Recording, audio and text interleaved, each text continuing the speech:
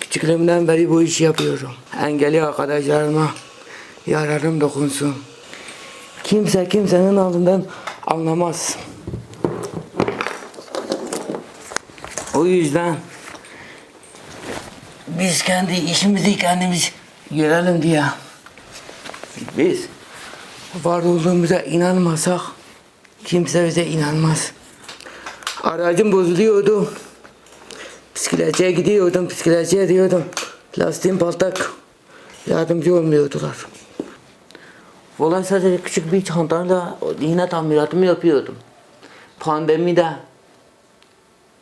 bazı arkadaşlar var, mesela kronik hastalar var. Mesela çok kişi var, şeker hastası var, tek sandalye. Randevusu var, hastaneye gidemiyor, aracı bozuk. O da gece yarınlarına kadar çalışıyorum. Herhangi bir ücret almadan ha. Ben de bile dedim, ben bu kadar daha nasıl faydalı olmak istedim. Kalktım böyle bir şey düşündüm. Dükkan açarak. Açtığıma da çok memnunum. Sosyal arkadaşlar var tabii ki. Bizim engelli birileri çok geliyor. Bir gün dedim ya ben bir bu arabayı açayım bir bakayım, merak ettim. Gerçekten merak ettim. Açtım, mekanizmalara baktım. Hepsini oynadım. Birkaç tanesini bozdum tabii ki, ona bir şey demiyorum. Ama yine yaptım. İşi öyle kaptım, kaç öyle 10, 11, 12 yıl var ya hemen hemen. Bu 3-4 yıldır dükkan işletiyorum.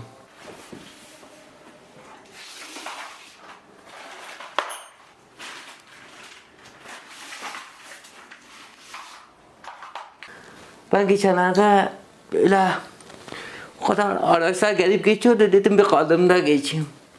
Ya geçtim, bu aleti direkleri tam burada. Baktım dedim bunu yapan mühendis galiba salaktır. Gerçekten. Hani kendi kendime güldüm. Hani onu yapan kişiler, bak hakaret değil, asla asla. Onu yapan kişiler bence gözlük taksınlar, kara bir gözlük. Tamam. Baston alsın ellerine, bakın kendileri geçiyor mu? Kendileri geçiyorsa görme engelli de geçer. Bana çok mantıksız geldi mesela. Mesela eskiden ulaşımımız yoktu doğuda. Mor araçlar çıktı. Şu an ulaşımımız güzel. Ama bazen sıkıntı yaşıyoruz onlarda da. Mesela bazı çocuk arabaları var. Bizim yerimizi tutuyorlar. Gerçekten o konu çok aziz ediyor bizleri mesela. Diyemiyorsun da abla bu bizim hakkımız.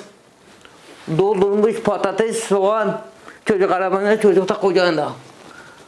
Buna da bence dur demeleri lazım. Ben şahsen çok geziyorum.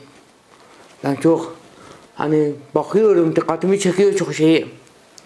Bence bunları hepsini tekrardan bir gözden geçirseler çok güzel olur.